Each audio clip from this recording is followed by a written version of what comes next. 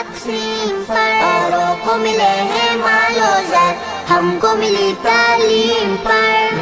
دیکھیں کیسے محبت سے بلا رہا ہے اللہ تعالیٰ، کنہیں بلا رہا ہے؟ نیک لوگوں کو نہیں بلا رہا ہے، نافرمانوں کو بلا رہا ہے، جس نے ساری زندگی اس کی نافرمانی کی، جو اسے کے ساتھ شریک ٹھہرا ہے، اس کے ذات میں شریک ٹھہرا ہے، اس کے صفات میں شریک ٹھہرا ہے، اس کے بارگاہ میں گناہ کبیرہ کرے، گناہ صغیرہ کرے، وہ نماز کو بلاتا تھا، نماز سے ہم منہ موڑ کر رکھ دیے، وہ روزہ رکھو کہتا تھا، ہم روزے کو انکار کر دیے، وہ زکوٰۃ کا حکم دیتا تھا، ہم زکوٰۃ میں کمی کرنے لگے، حج کا حکم دیتا تھا، ہم حج میں کمی کرنے لگے۔ ویسے لوگوں سے کہہ رہا ہے میرے بندو تمہیں کس چیز نے رب کریم سے دور کر دیا؟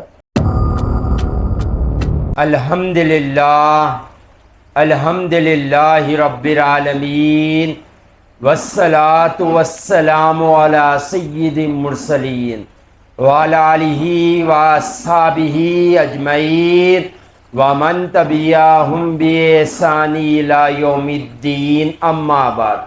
قال اللہ تبارک و تعالی فی القرآن المجید والفرقان الحمید، اعوذ باللہ من الشیطان الرجیم، بسم اللہ الرحمن الرحیم، یا ایہا الانسان ما غرک بربک الکریم، صدق اللہ العظیم۔ میرے زندگی کا مقصد تیرے دی کی سرفرازی، میں اسی لیے مسلمان، میں اسی لیے نمازی۔ محترم و مکرم عزیز سامعین کرام، السلام علیکم ورحمۃ اللہ وبرکاتہ۔ لوگ کہتے ہیں خدا نظر نہیں آتا، لوگ کہتے ہیں خدا نظر نہیں آتا، جب کوئی نظر نہیں آتا وہی نظر آتا ہے، جب کوئی نظر نہیں آتا وہی نظر آتا ہے۔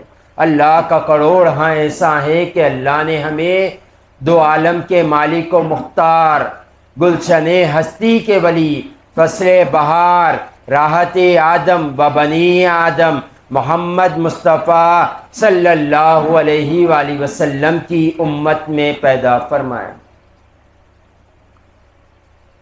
اللہ نے انسان کو پیدا کیا تو اللہ نے انسان میں دو گروہ بنائے، ایک ایمان والے، ایک مسلم، ایک نان مسلم۔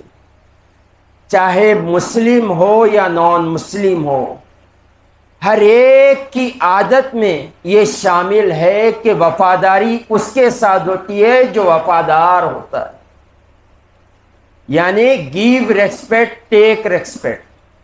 یہ آج کی دنیا کا نعرہ ہے، عزت دو اور عزت لو، ایک ہاتھ دو ایک ہاتھ لو۔ آپ جیسے ہمارے ساتھ سلوک کریں گے ہم آپ کے ساتھ ویسے سلوک کریں گے، یہ دنیا کا آج نعرہ ہے۔ آپ وفاداری، آپ اپنا وقت اور اپنا مال اسی شخص پر خرچ کرتے ہیں، اسی شخص کے پیچھے لگاتے ہیں جو آپ کے ساتھ وفادار ہو۔ آپ ماں باپ کو دیکھیں گے، حسن سلوک وہ اولاد کے ساتھ زیادہ نظر آئے گا جو فرما بردار ہوگی۔ میرے لال، میری آنکھوں کی ٹھنڈک، میرے دل کا سکون، اس بیٹے کو یہ لفظ نکلیں گے جو ماں باپ کا فرما بردار اور اس کے خلاف ہو، یعنی ماں باپ کا نافرمان ہو، ماں باپ کو اذیت دیتا ہو، ماں باپ کو تکلیف دیتا ہو، تو ماں باپ کے زبان سے یہ بھی جملے معاشرے میں سننے میں آتے ہیں، ایسی اولاد ہونے سے نہ ہونا اچھا ہو۔ یہ بھی الفاظ سننے میں آتے، کیوں؟ ہم نے وفاداری کو قبول کیا، بے وفائی کو ہم نے قبول نہیں کیا۔ ہم نے عزت کو قبول کیا، بے عزتی کو قبول نہیں کیا۔ ایک دوست ہوتا ہے، آپ اس کے پیچھے اپنے زندگی کا ایک لمبا عرصہ گزار دیں، اگر وہ آپ کو اپنا وقت نہ دے اور وقت پر کام نہ آئے تو آپ کہتے ہیں کہ میں نے اس کے ساتھ اپنی زندگی خراب کر، یہ میرے پیٹھ پیچھے خنجر مارنے والا دوست نکلا، یہ آستین کا سانپ نکلا۔ یہ الفاظ سننے میں آتے، تو وجہ کیا ہے کہ انسان کیوں اپنے عزت دینے والے کو قبول کرتا ہے، بے عزت کو قبول نہیں کرتا؟ تو آپ بھی کہیں گے بھائی جو جیسا ہوگا ہم اس کے ساتھ ویسا ہوں، جو جیسا ہوگا ہم اس کے ساتھ ویسا ہوں گے۔ یہ مخلوق میں رکھا ہے اللہ تعالیٰ نے، یہ صرف اللہ کی مخلوق کرتی ہے، گیو ریسپیکٹ ٹیک ریسپیکٹ، مگر اللہ نے اپنے مطابق یہ قانون کو بدل دیا۔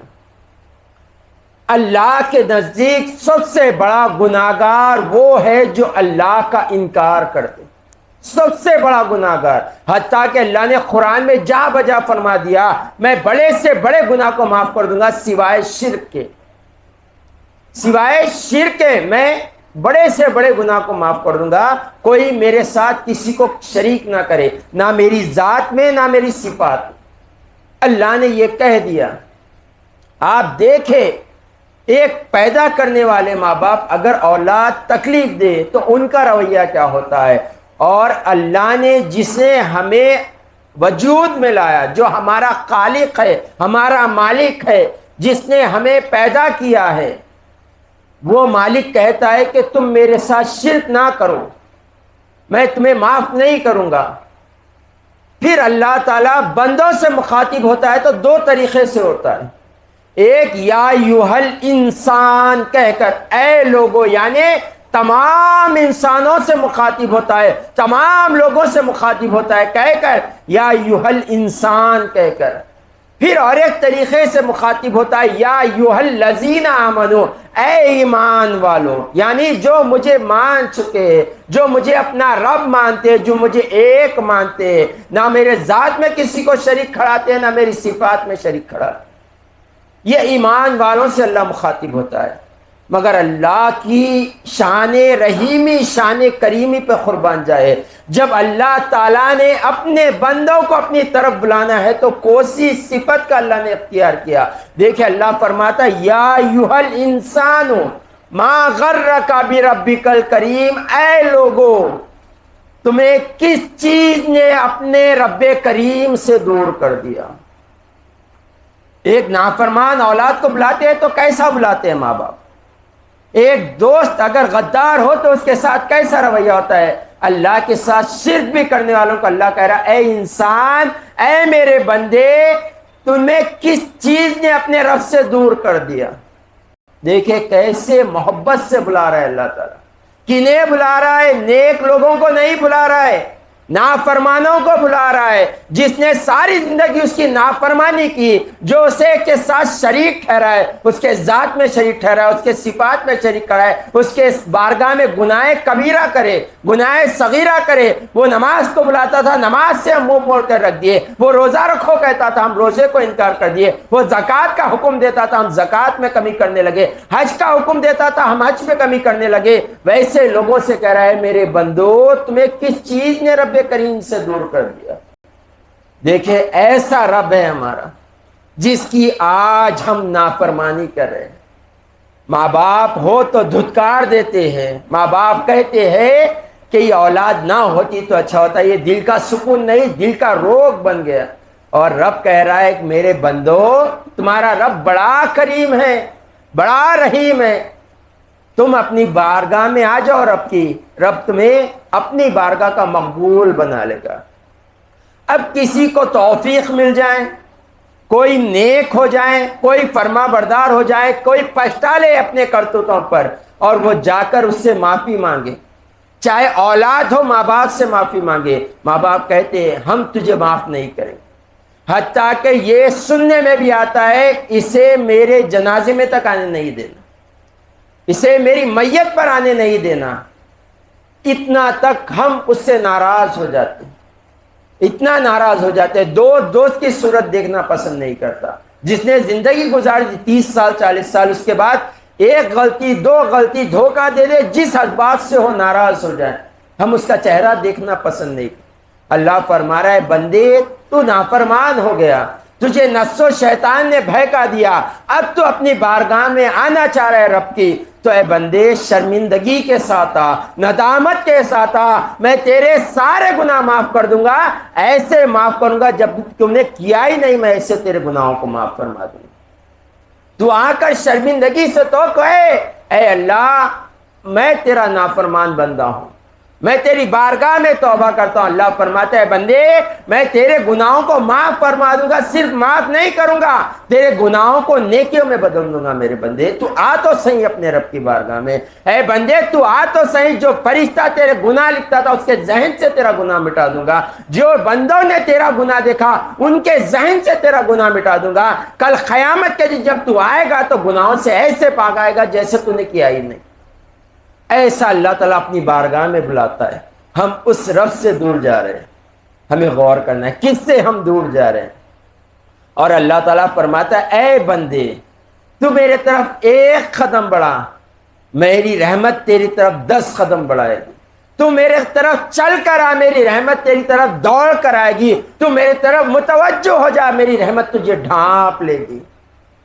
اللہ ایسا ہے، ہم جس کی فرما برداری نہیں کر رہے، ہمیں غور کرنا چاہیے۔ کوئی ہو سکتا ہے ہماری نافرمانیوں کے بعد ہمیں سینے لگا کر کہے کہ تم ہمارے دل کا سکون ہے۔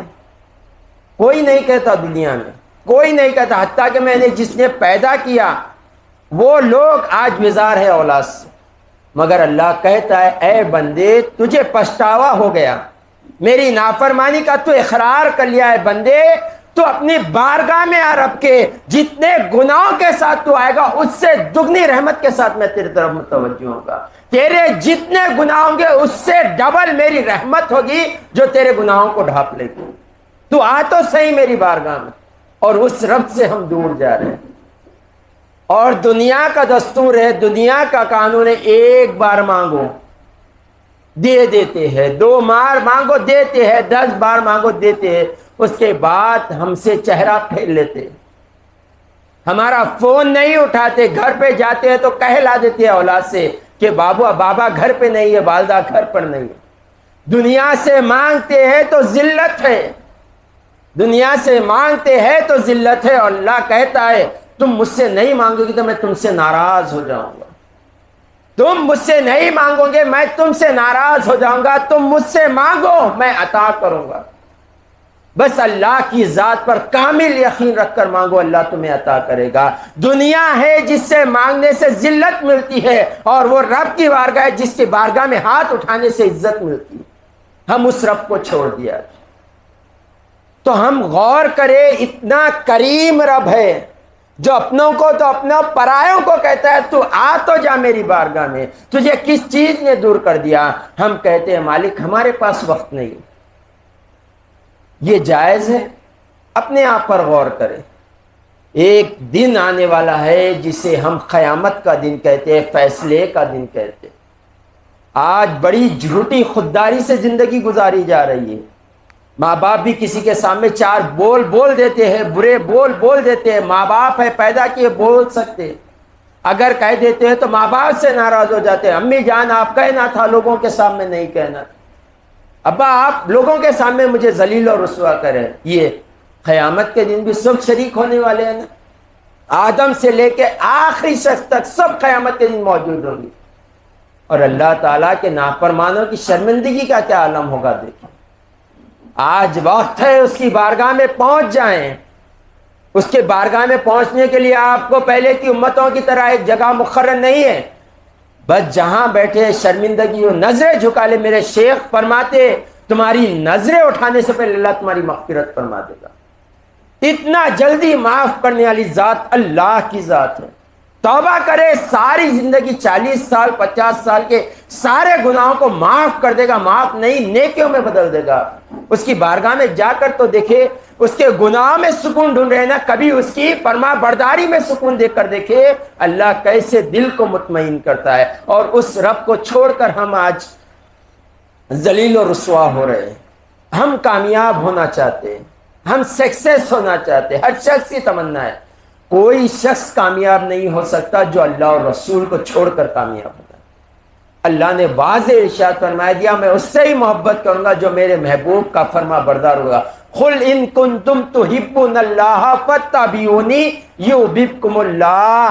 اے محبوب آپ فرما دیجئے اگر تم اللہ سے محبت کرتے ہیں تو میرے فرما بردار بن جاؤ، اللہ تم سے محبت کرنے لگ جائے گا۔ تو ہم اپنے زندگیوں میں غور کریں، کیا مناسب ہے اتنے کریم رب کو چھوڑ کر دنیا کے ساتھ وفاداری کرے؟ رب کے ساتھ بے وفائی ہو، دنیا سے وفا ہو، یہ دنیا سب سے پیارا دھوکہ دینے والی۔ آپ کو پتہ نہیں ہے کہ یہ دنیا کیسے دھوکہ دیتی ہے؟ آج اپنا ہوتا ہے، کل کوئی ایسا پرایا ہو جاتا ہے، حتیٰ کہ جو ہماری روح ہے، جو ساری زندگی ہمارے ساتھ ہوتی ہے، ایک لمحے کے لیے چھوڑ کر چلے جاتی ہے۔ تو ہم رب کے فرما بردار بنیں، رب کی بارگاہ میں جائیں، جس اعتبار سے جائیں صرف وہاں عزتوں کا تاج پہنایا جائے گا سر پر۔ اپنے آپ کو پہچانے ہم کس کے بندے ہیں، کس کریم رب کے بندے ہیں، اور کامیاب ہو جائیں۔ وآخر دعوانا الحمد للہ رب العالمین۔